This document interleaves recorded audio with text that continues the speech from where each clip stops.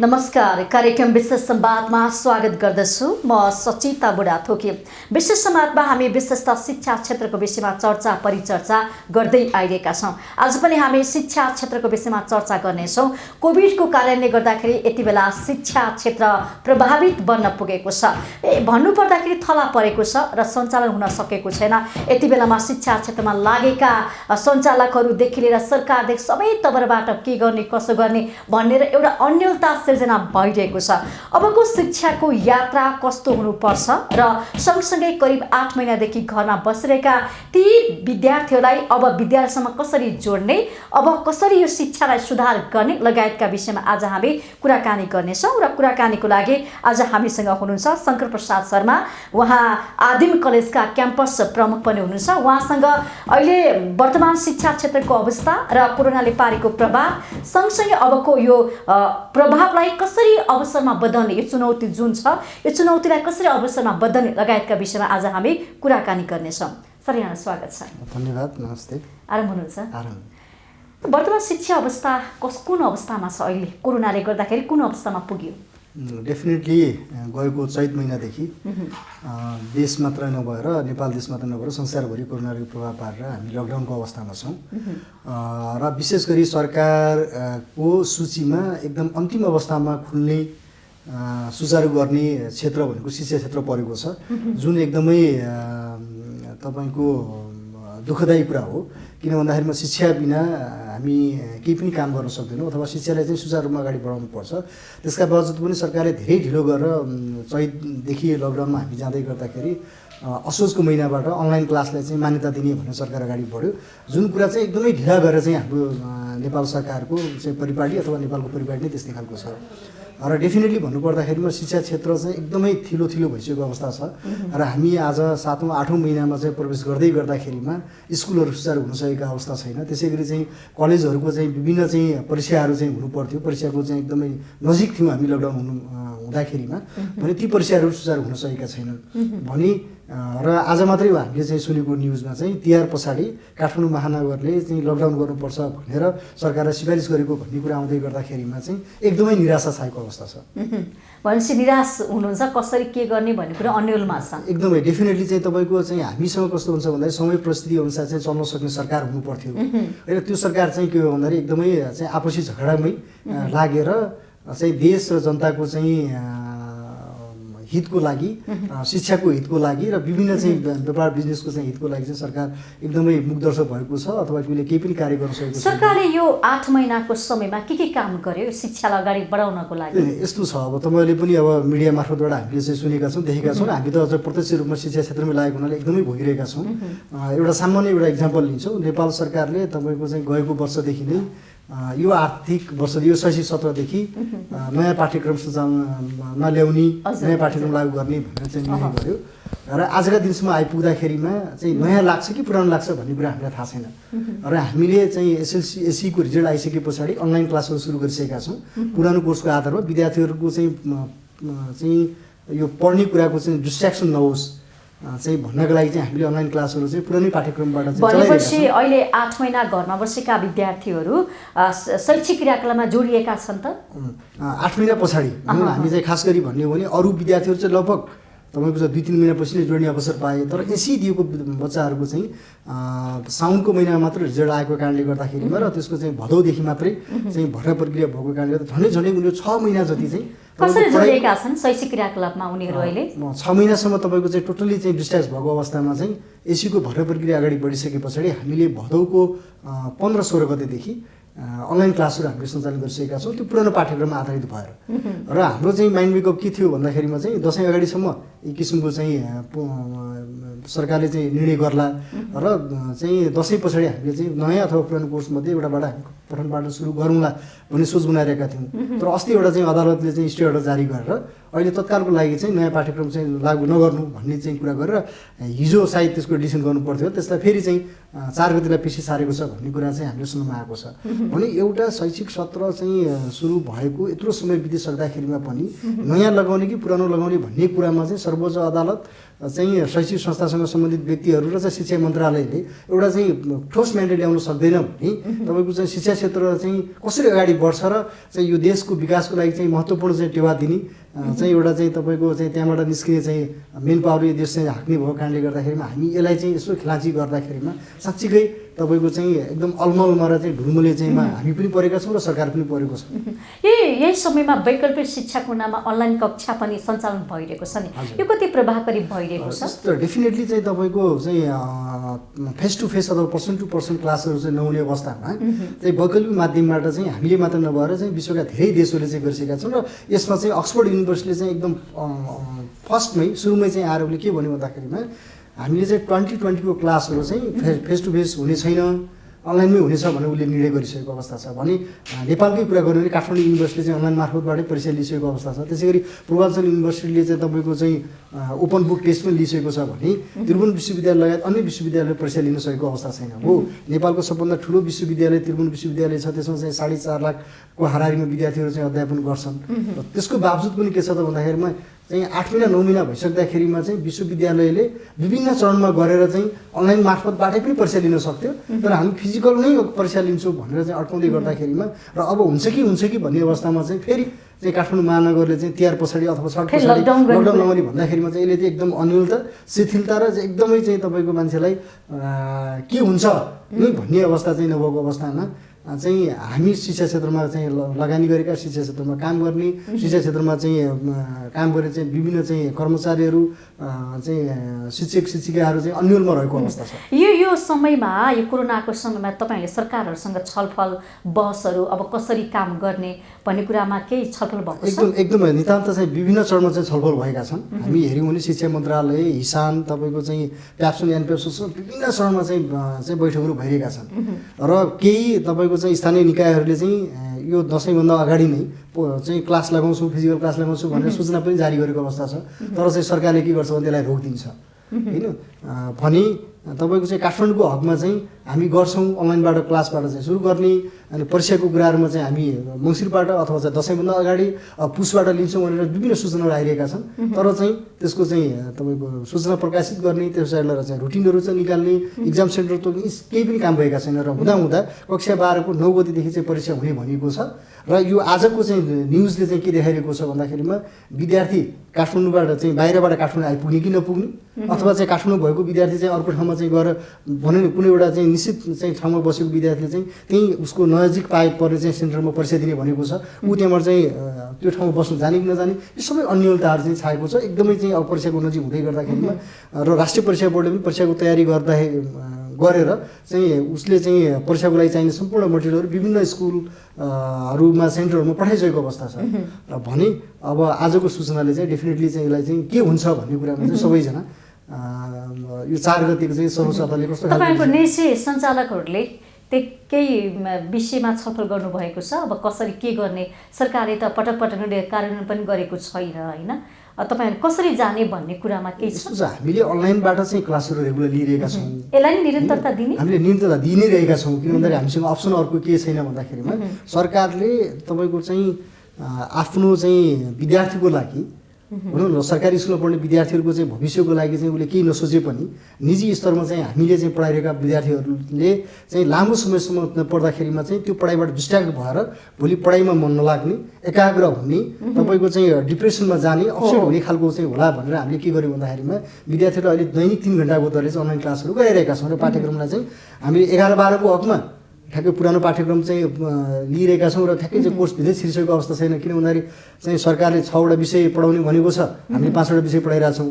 अब 6वटा विषय पढाउने भनेको अवस्थामा हामी किताब किन्न पठाउँ, भोलि पुरानै पाठ्यक्रम लागू होला, पुरानो किन्न लगाउँ, नयाँ लागू होला भन्दाखेरि न विद्यार्थी पुस्तक किन्न सकेको छ चाहिँ न त कलेजले चाहिँ विद्यार्थीलाई यो गर भन्न सक्ने अवस्था भएको छ। त्यसले गर्दा हामीले पुरानो पाठ्यक्रममा के पढ्ने कसरी पढाउने भन्ने नै अन्यल छ, कतिवटा विषय पढाउने भन्ने कुरा नै अन्यल छ। भने अहिले त्यसका बावजुद पनि हामीले 3 घन्टाको फी चाहिँ कसरी तपाईँहरूले लिइरहनु भएको छ? यस्तो छ, अब यो स्कुलभन्दा चाहिँ +2 लेभल र अब चाहिँ युनिभर्सिटी लेभलको प्रोग्राम फरक भएको कारणले गर्दाखेरिमा हामीले चाहिँ जनरली अब धेरैको स्कुल यो 11-12 स्कुलमा चाहिँ मन्थली बेसिसमा फी पे गर्नुपर्ने हुन्छ। त्यसले गर्दाखेरि सायद अब जहिलेबाट सुरु होला अथवा चाहिँ हामीले कुरा गर्दा मेरो पनि बच्चाहरू चाहिँ पढिरहेको छ वैशाखको महिनादेखि अनलाइन क्लास गइरहेको छ हामीले फीहरू तिरेका छौँ भने कतिपय ठाउँमा चाहिँ पढाइ नभएको होला कतिपय ठाउँमा विद्यार्थी नै नभएको अवस्था छ अहिले हेऱ्यौँ भने साना चाहिँ मजुला खालका चाहिँ स्कुलहरूमा चाहिँ विद्यार्थीको सङ्ख्या हेऱ्यौँ भने लगभग 40 देखि 50% मात्रै विद्यार्थीहरू प्रेसेन्स भएको अवस्था छ त्यो हुनुको कारण के छ त भन्दाखेरिमा चाहिँ अनलाइन क्लास लिनुको लागि कम्तीमा पनि 5-7 हजारको 8-10 हजारको चाहिँ मोबाइल किन्नुपर्ने हुन्छ जुन एउटै घरमा 3-4वटा बच्चा हुँदाखेरिमा र एट अ टाइम क्लास गर्दाखेरिमा चाहिँ त्यो सम्भव छैन त्यो चाहिँ गार्जेनले पे नै गर्न सक्दैन त्यसले गर्दा धेरै विद्यार्थीहरू लगभग अब हामी एभरेजको कुरा गर्ने हो भने 50% विद्यार्थीहरू अहिले अनलाइन क्लासभन्दा बाहिर रहेको अवस्था छ यो के कारणले गर्दाखेरि भन्दाखेरिमा चाहिँ अनलाइन क्लास लिनुको लागि चाहिँ मोबाइल चाहिने अथवा एउटा चाहिँ ल्यापटप बेस चाहिने त्यो अफोर्ड गर्न नसकेको अवस्था छ जस्तै हाम्रै कलेजको कुरा गर्ने हो भने पनि धेरै विद्यार्थीहरू जसले चाहिँ त्यो अफोर्ड गर्न सक्ने एउटै घरको चाहिँ 3-4 जना बच्चा एट अ टाइम पढ्दाखेरि 3-4 जनालाई गर्न सक्दैन जस्तो मेरो आफ्नै कुरा गर्ने हो भने चाहिँ दुईटा बच्चालाई दुईटा फरक डिभाइस दिनु या त ल्यापटप दिनु पर्यो या त चाहिँ मोबाइल दिनु पर्यो जुन कुरा चाहिँ हामीले पनि अफोर्ड गर्न सक्दैनौँ खर्चिलो चाहिँ प्रविधि छ त्यसले गर्दाखेरिमा चाहिँ सामान्य चाहिँ आय स्तर भएका विद्यार्थीका अभिभावकहरूले त्यो पे गर्न सक्ने अवस्था छैन एकातिर भने अर्कोतिर चाहिँ तपाईँको अनलाइन क्लासलाई तपाईँको चाहिँ कसरी अगाडि बढाएर लैजाने जस्तो हामी निजी स्तरमा भएका कलेजहरूले चाहिँ फटाफट कोर्स अगाएर बढाउँदाखेरिमा पनि चाहिँ र सरकारी स्तरका चाहिँ स्कुलहरूमा चाहिँ अथवा कलेजहरूमा पढाइ नहुँदाखेरिमा हामीले मिहिनेत गर्ने कार्य मात्रै हुन्छ किन भन्दाखेरि उनीहरूको कोर्स नसकेसम्म उनीहरूको पठन पाठन नभएसम्म हामीले कोर्स अगाडि बढाएर पनि त्यसको मान्यता चाहिँ एउटा कुरा अर्को कुरा चाहिँ तपाईँको हामीले कोर्स सकाइहाल्यो उनीहरू कोर्सै सुरु नहुँदाखेरिमा हामीले चाहिँ सरकारी स्कुल कलेजमा पढाइ सकिन्छसम्म हामीले पर्खिराख्नुपर्ने अवस्था रहन्छ त्यसले गर्दाखेरि हामीले अहिले चाहिँ बिस्तारै गतिमा चाहिँ दिनको 3 घण्टाको दरले चाहिँ पढाइरहेको अवस्था छ विद्यार्थीलाई मानसिकमा तयार रहनको लागि पढाइबाट डिस्ट्र्याक्ट नहुनुको लागि तर यही बहानामा चाहिँ निजी सञ्चालकहरूले भनौँ न शुल्क चाहिँ मन परे उठायो भन्ने कुरा पनि आएको छ अभिभावक आक्रोशित भएको पनि हामीले देखेका छौँ यो खास के हो वास्तवमा त्यसमा एकदमै कुरा हो यसमा चाहिँ के छ भन्दाखेरि अलिकति चाहिँ ठुलो स्केलका ठुलो लगानी भएका र चाहिँ अलिकति नाम चलेका चाहिँ स्कुलहरूले अभिभावकहरूसँग तपाईँको चाहिँ शुल्क चाहिँ एज इट इज पहिलाको जे शुल्क थियो त्यो नै शुल्क दिएको भन्ने जस्तो चाहिँ बुझिन आएको छ तर चाहिँ क्यान्टिनको खर्च यातायातको खर्च होइन पुस्तक किनेको खर्च एकदमै यो भनौँ न नपढाएको खर्च यो सबै कुरा वार्षिक खर्च सहितको बिल पठाएको भन्ने कुरा आएको छ कि यसो छ मेरो बच्चाहरू पढिरहेको छ डेफिनेटली केहीले गरेका होला नि तर चाहिँ मेरो आफ्नो बच्चा जुन स्कुलमा पढिरहेको छ त्यो पढेको ठाउँबाट चाहिँ उहाँहरूले चाहिँ यातायातको र चाहिँ खाना खाजाको खर्चको चाहिँ लिनुभएको छैन डेफिनेटली चाहिँ त्यसको घटाएर नै हामीले चाहिँ तिरेका छौँ भने केही स्कुलहरूले त्यस्तो गरेको भन्ने सुन्नमा पनि आएको हो विभिन्न ठाउँमा चाहिँ निकायमा सिडिओ कार्यालयमा चाहिँ निवेदन पनि परेको उजुरी परेको पनि भन्ने शिक्षामा किन यति धेरै विकृति यस्तो छ राज्यले शिक्षालाई सबैको पहुँचमा पुर्याउन नसक्दाखेरिमा म एउटा निजी सञ्चालक हुँदाहुँदै पनि चाहिँ किन म चाहिँ निजी शिक्षामा चाहिँ जोड गर्नु पर्यो अथवा म किन निजी शिक्षामा आफ्नो बच्चालाई पढाउनु पर्यो भन्दाखेरिमा चाहिँ सरकारी शिक्षामा मेरो विश्वस्तता छैन किनभने सरकारी चाहिँ स्कुल कलेजको कुराहरू हेर्ने हो भनेदेखि पठन पाठन समयमा नहुने त्यहाँ चाहिँ क्वालिटी टिचर चाहिँ नहुने राजनीतिक नियुक्ति गरेर मात्रै तपाईँको राहतका र तपाईँको चाहिँ निजी स्रोतबाट राखेका अथवा अस्थायी नियुक्ति दिएका टिचरहरू जो एकदमै निजीमा चाहिँ यस्ता खालका समस्या हुँदैन हो निजीमा चाहिँ तपाईँको के छ भन्दाखेरिमा निजीमा तपाईँको चाहिँ टिचरको कुरा गर्ने हो भने म्यानेजमेन्टको कुरा गर्ने हो भने त्यहाँ एकदमै चाहिँ राम्रो म्यानेजमेन्ट हामीले दिइरहेका हुन्छौँ टिचरहरू पनि राम्रो दिइरहेका हुन्छौँ किन भन्दाखेरि निजी त्यति बेलासम्म मात्र चल्न सक्छ निजीले जब क्वालिटी दिन सक्छ निजी र तपाईँको सरकारी एउटै भयो भनेदेखि त डेफिनेटली चाहिँ विद्यार्थी पढ्न आउँदैन भने निजीमा चाहिँ त्यो के हदसम्म छ भन्ने छ र सँगसँगै हामीले हेऱ्यौँ भनेदेखि चाहिँ आजको नेपालको शिक्षामा चाहिँ हेर्ने हो भनेदेखि सरकारको भन्दा निजी क्षेत्रले चाहिँ धेरै नै ठुलो कन्ट्रिब्युसन गरेको छ निजी भनौँ न कलेजहरू पनि विद्यालय व्यवस्थित हुन सकेका छैनन् व्यवस्थित भन्नाले चाहिँ व्यवस्थित गराउने काम दायित्व त तपाईँको सरकारको हो नि त होइन तपाईँको भूमिका चाहिँ के हुन्छ हाम्रो भूमिका के हो भन्दाखेरि सरकारले डिफाइन गरेको ल एन्ड अर्डरलाई हामीले चाहिँ इम्प्लिमेन्ट गर्ने हो र त्यो इम्प्लिमेन्ट गर्ने क्रममा केही स्कुल कलेजहरूले यदि त्यो गरेका छैनन् भने तिनीलाई कारबाहीको चाहिँ दायरामा ल्याउने चाहिँ कर्तव्य कसको भन्दाखेरि राज्यको नै हो किन भन्दाखेरिमा चाहिँ कानुन किन बन्छ ल किन बन्छ भन्दाखेरिमा चाहिँ कोही बदमास गर्ने मान्छेहरू छन् भने तिनीहरूलाई तर निजीकै कारण भनौँ शैक्षिक क्षेत्र बदनाम भयो यो अवस्थामा आयो भने सरकारले तपाईँलाई आरोप लगाउन सकिन हो होइन यस्तो छ अब तपाईँको यो चाहिँ के हो त भन्दाखेरिमा आफू गर्न के नसक्ने र अरूलाई दोष दिने प्रवृत्ति हो यदि हो सरकारले निजीको कारणले गर्दाखेरिमा शिक्षा क्षेत्रमा विकृति आएको छ भन्ने हो भने सरकारले चाहिँ पहिला आफ्ना स्कुलहरूलाई आफ्ना स्कुल आङ्गी क्याम्पसहरूलाई चाहिँ सबल र सक्षम बनाउनु पर्यो होइन यहाँ चाहिँ हाम्रो हेऱ्यौँ भने त्रिभुवन विश्वविद्यालयमा हिस्ट्री नेपाली तपाईँको चाहिँ पोलिटिकल साइन्स पढाउने चाहिँ थुप्रै प्राध्यापकहरू हुनुहुन्छ, त्यहाँ विद्यार्थीको सङ्ख्या नै छैन, तलब खाएर आरामसँग चाहिँ घाम तापेर बसिरहनु भएको छ। त्यो विकृति चाहिँ सरकारले नदेख्ने, जहाँ निजीमा चाहिँ बिहानदेखि चाहिँ बेलुकासम्म चाहिँ मिहिनेत गरेर चाहिँ शिक्षकहरूले पढाउँछ, मिहिनेत गरेर चाहिँ स्कुल म्यानेजमेन्टले चाहिँ विद्यार्थीलाई पढाइरहेको छ, मिहिनेत गरेर गार्जेनहरूले चाहिँ पैसा कमाएर चाहिँ स्कुलको फीहरू तिर्नु भएको छ होइन, जहाँ राज्यको लगानी केही पनि छैन, जहाँ राज्यको चाहिँ अर्बौँ लगानी छ, जहाँबाट रिजल्ट हेर्ने हो भनेदेखि चाहिँ निजीको रिजल्टलाई एकातिर राखेर सरकारी रिजल्ट एकातिर राख्ने हो भने 10-12% वा 15-20% रिजल्ट पनि छैन।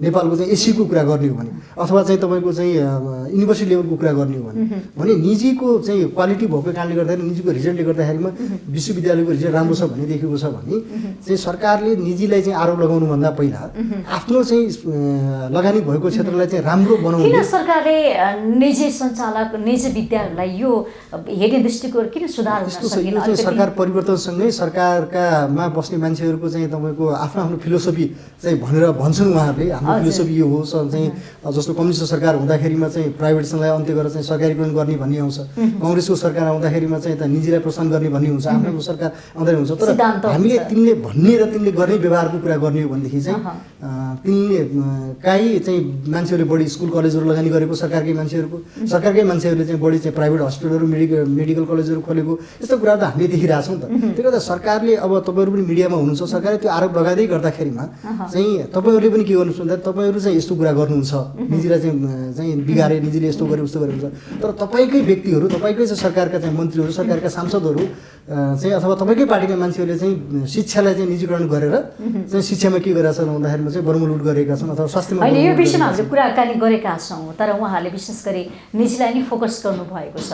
निजीकै कारणले गर्दाखेरि यो अवस्थामा आइपुग्यो, निजीले शिक्षालाई सेवामूलक भन्दा पनि व्यवसायीकरण गर्न खोज्यो भन्ने कुराहरू छ। यसो छ। अब यसमा पनि के छ भन्दाखेरिमा जब सरकारले नियम बनाएर एउटा चाहिँ स्कुललाई निजी स्कुललाई त कम्पनीमा जानुपर्छ र तैँले चाहिँ नाफा घाटाको चाहिँ तैँले चाहिँ ट्याक्स तिर्नुपर्छ भनेर भनिसके पछाडि निजी स्कुलले नाफा कमाए भन्ने कुरा चाहिँ त्यो गलत कुरा हो। त्यो चाहिँ त्यो केही व्यक्तिहरूले चाहिँ जनताको आँखामा चाहिँ तपाईँको चाहिँ भ्रम पैदा गर्ने काम मात्रै हो। यदि तपाईँहरूमाथि लागेको यो आरोप छ नि, यसलाई तपाईँहरूले पनि चिन्न सक्नु पर्थ्यो नि त। सरकार जसरी तपाईँहरूलाई लादिरहेको छ नि त, एउटा एक प्रकारको भन्नु आक्षेप लगाएको छ नि त, निजी विद्यालय खराब छ, यिनीहरूले पैसाको लागि मात्रै भनौँ न, पैसा कमाउनु लागि चाहिँ विद्यालय खोलेका हुन् भनिरहँदाखेरि तपाईँहरूले पनि सरकारलाई भन्नु पर्यो नि त। सरकारलाई त हामीले भनेका छौँ। जस्तो हामी हेऱ्यौँ भनेदेखि तपाईँको चाहिँ सरकारले कुनै एउटा चाहिँ निजी कलेज स्थापना गर्नको लागि दरखास्त माग्छ, त्यो कलेजले चाहिँ एप्लाई गर्छ, त्यहाँ चाहिँ के हुन्छ भन्दाखेरिमा एउटा कुनै एउटा सर्टेन प्रोग्राम चाहिँ उसले दिन्छ, दिँदाखेरि के छ भन्दाखेरि कोटा लिमिट लगाइदिन्छ, जम्मा कतिजना 35 जना विद्यार्थी, 40 जना विद्यार्थी, 48 जना विद्यार्थी भनेर एउटा चाहिँ एउटा निजी स्तरमा कलेज खोल्दाखेरिमा 4-5 करोड लगानी गर्दाखेरिमा 35 जना विद्यार्थी पढाएर त्यो कलेज टिक्न सक्छ सक्दैन, अथवा त्यो कलेजले कस्तो क्वालिटी दिएला होइन, त्यो विचार गर्नु पऱ्यो नि त। कलेज जन्माउन खोज्ने सरकारले नै होइन, तपाईँहरू चाहिँ लगेर निजी स्तरमा कलेज चलाऊ भनेर चाहिँ सूचना पनि निकालिसकेपछि एउटा प्रोग्राम दिने, त्यसरी वर्षौँसम्म तपाईँको चाहिँ कुनै प्रोग्राम पनि नथप्ने, कोठा पनि नथपिदिने, अनि त्यसरी लगेर चाहिँ निजीले चाहिँ क्वालिटी दिन सकेन भन्ने त्यो चाहिँ आरोप भनेको चाहिँ त्यो चाहिँ अरूलाई चाहिँ देखाएर आफू चाहिँ सरकार सुध्रिन जरुरी छ। सरकार नसुध्रिएसम्म केही पनि शिक्षामा प्रगति विकास हुन सक्दैन। सरकार भनौँ राज्यले के गर्नु पर्ला शिक्षा क्षेत्रमा? राज्यले शिक्षा क्षेत्रमा तपाईँको चाहिँ हामी के भन्छन् चाहिँ हाम्रा चाहिँ राजनीतिज्ञ व्यक्तिहरू अथवा शिक्षा मन्त्री लगायत शिक्षासँग नेपाललाई हामी एजुकेसन हब बनाउन सक्छौँ भनेर भन्दै गर्दाखेरिमा एजुकेसन हब भनेको के हो भन्ने कुरा चाहिँ सबभन्दा पहिला ती बोल्ने व्यक्तिहरूलाई सिकाउनु जरुरी छ। के कारणले गर्दाखेरि एजुकेसन हब हुन्छ भन्ने कुरा बुझ्नु पर्यो। आजका दिनमा चाहिँ नेपालमा तपाईँको चाहिँ अन्तर्राष्ट्रिय स्तरमा एजुकेसनको लेभल कहाँबाट कहाँ पुगिसक्यो। हामी आज तपाईँको चाहिँ एकदमै चाहिँ ट्रेडिसनल टाइपको एजुकेसन हामीले सिकाइरहेका छौँ र सँगसँगै चाहिँ विदेशी चाहिँ विश्वविद्यालयबाट सम्बन्धन दिएर यहाँ चाहिँ एउटै कलेजले चाहिँ हजारौँ विद्यार्थी भर्ना गर्न पाउँछ एउटै प्रोग्राममा। तर चाहिँ नेपालको युनिभर्सिटीबाट एप्लिकेसन ल्याएका विद्यार्थीहरूलाई चाहिँ कोटाको चाहिँ ब्रेक लगाएर 35-40 जना मात्रै गराउँछ। अनि उनीहरूले भन्छन् विदेशी विश्वविद्यालयको चाहिँ हामी यहाँ ल्याएर नेपाली विद्यार्थी पढाएर चाहिँ विदेशी विश्वविद्यालयको सम्बन्धमा नेपाली विद्यार्थी पढाएर एजुकेसन हब बन्छ कि नेपालकै युनिभर्सिटीबाट सञ्चालित चाहिँ कलेज क्याम्पसहरूले चाहिँ विदेशी विद्यार्थी ल्याएर नेपालमा पढाउँदा एजुकेसन हब बन्छ भन्ने कुरा नै थाहा नपाएका व्यक्तिहरूले चाहिँ हामी नेपाललाई एजुकेसन हब बनाउँछौँ भनेर भन्दै गर्दाखेरिमा चाहिँ उनीहरूले चाहिँ सबभन्दा पहिला त्यो ठाउँमा पुग्ने व्यक्तिहरू चाहिँ अलिकति शिक्षा जानेको, शिक्षाको परिभाषा बुझेको, शिक्षा चाहिँ भनेको चाहिँ मोडर्नाइज हुनुपर्छ, शिक्षा भनेको प्राविधिक हुनुपर्छ, शिक्षा भनेको चाहिँ रोजगारमूलक हुनुपर्छ भन्ने थाहा पाएको मान्छेहरू त्यो ठाउँमा पुग्न सक्ने अवस्था बनिएको भयो। यो चाहिँ आउँथेन। अहिले भर्खर हामी एउटा सामान्य इक्जाम्पल लिउँ। तपाईँको चाहिँ हाम्रो एरियामा तपाईँ 4 दिनदेखि लगातार बिहान 10 बजेदेखि बेलुका 5 बजीसम्म बत्ती गइरहेको छ। यो बत्ती किन गइरहेको छ, के कारणले गइरहेको छ भन्ने कुराको सूचना न त हामीले थाहा पाउँछौँ होइन, न त तपाईँको चाहिँ बत्ती दिनुपर्छ अथवा चाहिँ उद्योग धन्दा कल कारखाना चाहिँ शैक्षिक संस्थाहरू सबै कुरा चलाउनुपर्छ भन्ने कुरा छ। र यो चाहिँ विद्युत प्राधिकरणको प्रमुख कोही विषयमा पनि हामीले हेरिरहेछौँ भने यहाँ काम गर्न सक्ने मान्छेलाई चाहिँ कसरी पाखा लगाउन सकिन्छ त्यो प्रयासमा चाहिँ तपाईँको राज्य संयन्त्र नै लागि पर्छ होइन, एकदमै तपाईँको चाहिँ बलै लगाएर लागिपर्छ।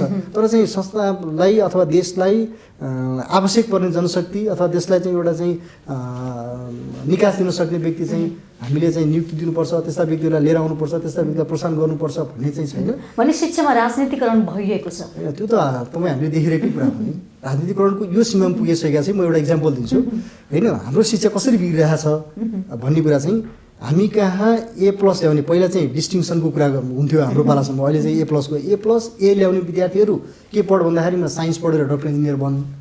B+ ल्याउनेहरू चाहिँ के गर भन्दाखेरि म्यानेजमेन्ट C ल्याउनेसम्म C+ ल्याउनेहरू चाहिँ म्यानेजमेन्ट पढेर चाहिँ म्यानेजर बन्। अनि तपाईँको D+ ल्याउनेहरू के पढ भन्दाखेरिमा एजुकेसन पढ, ह्युमेनिटिज पढ, आर्ट्स पढ, ल पढ र के बन्नु भन्दाखेरि त राजनीतिज्ञ बन् अथवा त चाहिँ शिक्षा आयोग लडेर शिक्षक बन् भन्छ। आजका दिनमा 3rd क्लास चाहिँ मार्क्स ल्याउने विद्यार्थीलाई एजुकेसन पढाएर, ह्युमेनिटिज पढाएर, ल पढाएर यदि त्यो मान्छे चाहिँ भोलि त्यो प्र्याक्टिसमा गयो भने त्यसले उत्पादन गरेको विद्यार्थी, त्यसले गरेको चाहिँ न्याय, त्यसले चाहिँ तपाईँ लोकसेवा पास गरेर पछाडि चाहिँ ऊ बनेको चाहिँ शाखाधिकृत अथवा उपसचिव अथवा जेसुकै होस्, उसले चाहिँ कस्तो खालको कार्य सम्पादन गर्ला भने हाम्रो देशमा चाहिँ मलाई के लाग्छ भन्दाखेरि एजुकेसन चाहिँ उल्टो दिशातिर बगिरहेको छ। हाम्रो चाहिँ बाहिरको चाहिँ वेस्टर्न कन्ट्रीमा चाहिँ हामी हेऱ्यौँ भनेदेखि तपाईँको चाहिँ ह्युमेनिटिज पढ्ने, एजुकेसन पढ्ने मान्छे भनेको चाहिँ 1st क्लास मान्छेहरू हुन्छ। डिस्टिङसन ल्याउने, A+ ल्याउने मान्छेहरू साहित्य, तपाईँको कल्चर, त्यसरी लगेर एजुकेसन पढिरहेका हुन्छ, उसले चाहिँ त्यो प्लानिङ बनाएर इम्प्लिमेन्ट गर्छ भने तपाईँको चाहिँ ठिकै चाहिँ खालको मार्क्स ल्याउने मान्छेहरू चाहिँ डक्टर इन्जिनियर, त्यस पछाडि लगेर चाहिँ टेक्निकल भोकेसनल सिटिभिटीका यस्ता सब्जेक्टहरू पढेर ऊ चाहिँ गरी खाने बाटोमा लाग्छ र त्यो देशमा विकास भएको छ। हामी कहाँ के छ भन्दाखेरिमा राम्रो मान्छेहरू चाहिँ के भयो डक्टर इन्जिनियर बन्छ, तपाईँको त्यसले चाहिँ देशलाई कन्ट्रिब्युसन गर्दै गर्दैन होइन। तपाईँ 3rd डिभिजन ल्याएको मान्छे के गर्छ भन्दाखेरिमा टिचर बन्छ अथवा लोकसेवा पढ्छ अथवा लयर बन्छ र त्यो के गर्छ भन्दाखेरिमा त्यसले पढाएको विद्यार्थी कस्तो उत्पादन छ अनि कस्तो क्वालिटी एजुकेसन आउँछ भने यो कुरालाई सुधार गर्नु चाहिँ पर्नेमा तपाईँको चाहिँ हाम्रोमा के छ भन्दाखेरिमा चाहिँ राजनीतिक लहरले गर्दाखेरिमा यत्रो शैक्षिक सत्र सकिन थालिसक्यो। हामीले हेर्ने हो भनेदेखि यदि यो लकडाउन हुन्थेन भने असारको महिनादेखि शैक्षिक सत्र सुरु हुन्थ्यो। आज हामी चाहिँ लगभग मङ्सिर अब सुरु हुँदैछ भने यत्रो समयसम्म चाहिँ 11 क्लासमा नयाँ पाठ्यक्रम लागू गर्ने कि पुरानै पाठ्यक्रम लगाउने भन्ने कुराको डिसिजन दिन सक्दैन। र यी तपाईँको चाहिँ विभिन्न तबकामा बसेर चाहिँ सरकारको चाहिँ ढुकुटी चाहिँ प्रयोग गरिरहेका, ढुगिर खाइरहेका मान्छेहरूले के सोच्दा हुन् तिनीहरूले चाहिँ हामीले एउटा पाठ्यक्रम जस्तो चिजलाई पनि एउटा चाहिँ समयमा निर्देश गर्न सकेनौँ अथवा चाहिँ हामीले गर्नुपर्ने काम गरिसकेको रहेछौँ तर पनि राज्यको हामीले चाहिँ दोहन गरिरहेका छौँ भन्दाखेरि तिनीहरूलाई अलिकति चाहिँ घिन लाज पनि नलाग्ने रहेछ। मलाई चाहिँ त्यस्तो लाग्छ है। ओहो एकदमै। अब कुरा गरौँ सर, इक्जामकै परीक्षा कहिले होला, के होला, पाठ्यक्रम कुरा पनि छँदैछ। अब भनेछ नि मङ्सिरमा चाहिँ इक्जाम गर्ने भन्ने कुरा पनि आइरहेको छ। अब परीक्षा कसरी हुन्छ, सम्भव छ त? यस्तो छ, सम्भव कसरी छ भन्दाखेरिमा हामीले चाहिँ नेपालको कोभिड-19 को चाहिँ इन्फेक्सन रेट हेर्ने हो भनेदेखि एकदमै कम छ र सुरक्षा मापदण्ड अपनाएर जस्तो अब हामी अब यो भन्दै गर्दाखेरिमा तपाईँको चाहिँ नेताहरूले आमसभा जुलुस गर्छन्, त्यहाँ कोभिडको चाहिँ इफेक्ट, त्यहाँ सोसियल डिस्टेन्सिङ मेन्टेन गर्नु पर्दैन। हामीले अस्ति भर्खर हिजो मात्र हेऱ्यौँ संसद सभामा चाहिँ एउटा ठुलो चाहिँ आमसभा भइरहेको प्रधानमन्त्रीको उपस्थितिमा भन्ने देखिरहेका छौँ। त्यहाँ चाहिँ कोभिड चाहिँ नलाग्ने, त्यहाँका मान्छेलाई चाहिँ तपाईँ नलाग्ने रहेछ। अनि काठमाडौँमा चाहिँ अलिकति सोसियल डिस्टेन्स मेन्टेन गरेर विभिन्न चरण गरेर हामीले चाहिँ सबै विद्यालय एकैचोटि दिनुपर्छ भन्ने छैन नि त। विभिन्न चरण गरेर morning shift, day shift, evening shift चलाएर पनि हामीले इक्जाम लिन सक्छौँ अथवा चाहिँ क्लासहरू रेगुलर गर्न सक्छौँ सोसियल डिस्टेन्स मेन्टेन गरेर, जुन अरू देशमा पनि गरिरहेका छन्। काठमाडौँभन्दा बाहिरको कुरा गर्ने हो भनेदेखि त धेरै चाहिँ स्कुलहरूले चाहिँ सोसियल डिस्टेन्स मेन्टेन गरिसकेका छन्। त्यतातिर नलागेर यहाँ चाहिँ के छ भन्दाखेरिमा चाहिँ कसरी लकडाउन गर्न सकिन्छ र आरामले चाहिँ घरमा बस्न सकिन्छ भन्नेतिर चाहिँ काठमाडौँ महानगरको चाहिँ तपाईँको चाहिँ टिम लाग्ने, त्यसै सरकारको टिम त्यसमा लाग्ने र चाहिँ शिक्षालाई चाहिँ एकदमै व्यवस्था गरेर चाहिँ अन्तिममा होटल खोलिसक्यो भने सबभन्दा ठुलो भिड हुने ठाउँ होटल खुलिसक्यो, सबभन्दा ठुलो भिड हुने ठाउँ गाडी खुलिसक्यो, तपाईँको रेस्टुरेन्टहरू खुलिसक्यो, सारा चिज खुलिसके। तर एजुकेसन जहाँ हरेक व्यक्ति चाहिँ के हुन्छ भन्दाखेरिमा सिन्सियर हुन्छ त्यो कुरामा चाहिँ सिन्सियरिटी देखाउँछ। जस्तो कलेजको कुरा गर्ने हो भने हामी आफै त्यहाँ हुँदाखेरि सोसियल डिस्टेन्स मेन्टेन गर्नुपर्छ, चाहिँ स्वास्थ्य मापदण्ड चाहिँ के गर्नुपर्छ पालना गर्नुपर्छ भनेर हामी सिकाउने मान्छे जो शिक्षा क्षेत्रमा हामी लागिरहेका छौँ भने हामीले त्यहाँ चाहिँ कोभिड बढ्ने कुरामा चाहिँ प्रमोट गर्छौँ ल डेफिनेटली गर्दैनौँ। तर होटेल रेस्टुरेन्ट तपाईँको चाहिँ गाडीहरू हेर्ने हो भनेदेखि त आज खोजाखोज गरेर मान्छे हिँडिरहेका छन् होइन, ठाउँ नपाएर बसिरहेका छन्, त्यसमा कोभिड नलागिदिने होइन। जहाँ चाहिँ राज्यलाई चाहिँ कहाँबाट चाहिँ ढुकुटी आउँछ, कहाँबाट चाहिँ पैसा आउँछ त्यतातिर चाहिँ बढी लाग्ने, जो चाहिँ शिक्षा क्षेत्र हो जहाँबाट राज्यलाई त्यस्तो खासै चाहिँ नाफा हुँदैन त्यो कुरालाई चाहिँ व्यवस्था गरेर चाहिँ विद्यार्थीको चाहिँ 80 लाख विद्यार्थीको चाहिँ पठन पाठनले अभूत गर्ने र तपाईँको चाहिँ माइन्डको डिस्ट्र्याक्सन गरेर तपाईँको चाहिँ अन्य चाहिँ 35,000 विद्यालय बन्दाबन्दीको अवस्थामै छन् अझै पनि होइन। अब कसरी सञ्चालन गर्ने भन्ने चुनौती एकातिर छ, अर्कोतिर निजीहरू सङ्कटमा परे विद्यालय बन्द हुने अवस्थामा पुगे भन्ने कुरा छ। के वास्तवमा यही हो? तपाईँ विद्यालयको कुरा गर्नुहुन्छ भने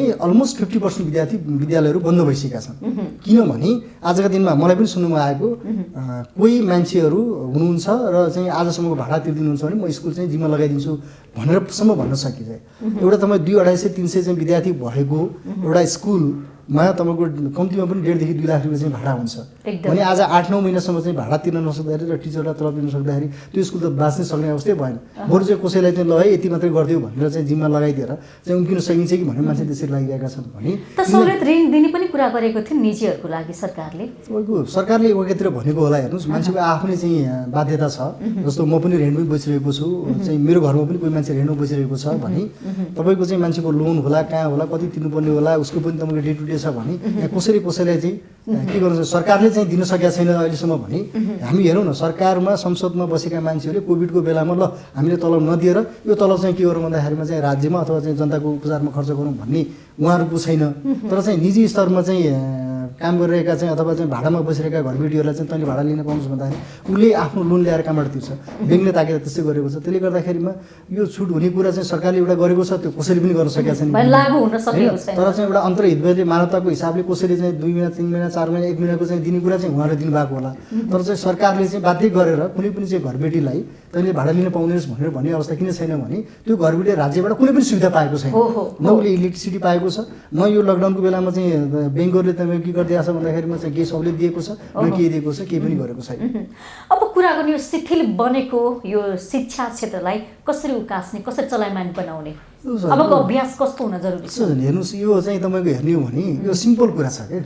हामी के गर्छौँ भन्दाखेरिमा कुनै पनि चिजलाई चाहिँ एउटा सजिलो तरिकाले अगाडि बढ्नुको सट्टा चाहिँ एकदमै कम्प्लिकेटेड बनाउँदै जान्छौँ। जस्तो चाहिँ पर्सन टु पर्सन क्लास गराउन नसक्ने अवस्थामा हामीले के गर्न सक्थ्यौँ भन्दाखेरि अनलाइन मार्फतबाटै पनि क्लासहरू सञ्चालन गर्न सक्थ्यौँ। त्यो कुरालाई चाहिँ दिन ल चाहिँ एज युजुअल क्लास जस्तो नभएर रेगुलर नभएर कोर्सलाई पनि केही स्क्युज गरेर होइन तपाईँको 100% को कोर्सलाई चाहिँ 60-70% स्क्युज गरेर हामीले यसरी पढाएर पनि अनलाइन मार्फतबाटै अथवा चाहिँ तपाईँको ओपन बुक टेस्ट गरेर चाहिँ पनि हामी चाहिँ अपग्रेड गर्न सक्थ्यौँ। तर यो अपग्रेड नगर्दाखेरिमा चाहिँ के भइरहेको छ निजी र चाहिँ सरकारीको हकमा भन्दाखेरि निजी शैक्षिक संस्थाहरूले चाहिँ पठन पाठन पढाएर लगभग कतिपयको सेमेस्टर सकिसकेको छ, कतिपयको कोर्स आधा भइसकेको छ। अब सरकारको कुरा गर्ने भने ऊ चुप्प लाएर बसेको छ, उसको हामी क्याम्पसमा र सामुदायिक क्याम्पसमा केही पढाइ नै भएको छैन। अब हामीले कोर्स पढाइसक्यौँ न उसले इक्जाम गरिदिनेवाला छैन किन हामीको पढाइ नै भएको छैन। त्यसले गर्दा विद्यार्थी र चाहिँ कलेज म्यानेजमेन्ट र टिचरहरूमा कस्तो चाहिँ विरोधाभास छ, मैले पढाएर के गर्ने, विद्यार्थी मैले पढेर के गर्ने, आखिरमा चाहिँ फिजिकल क्लास हुने भनेको छ, फिजिकल क्लासमा पनि बडो अर्थ छैन। त्यसले गर्दाखेरि विद्यार्थीहरू पनि मानसिक रूपमा पूर्ण रूपमा तयार भइसकेको अवस्था छैन र शिक्षकहरू पनि पूर्ण रूपमा चाहिँ मैले रेगुलर रूपमा चाहिँ क्लास लिनुपर्छ भनेर पनि चाहिँ किन छैन भन्दाखेरि यो अहिले गरेको मेरो मिहिनेत भनेको व्यर्थ भन्ने उनीहरूले बुझिरहन्छ। भने सरकारले एउटा निश्चित मापदण्ड बनाएर यो तपाईँले गर्नै पर्छ है भनेर भनिदिएको भए के हुन्थ्यो भन्दाखेरि सबैजनाले चाहिँ स्वतस्फूर्त रूपमा आउँथे।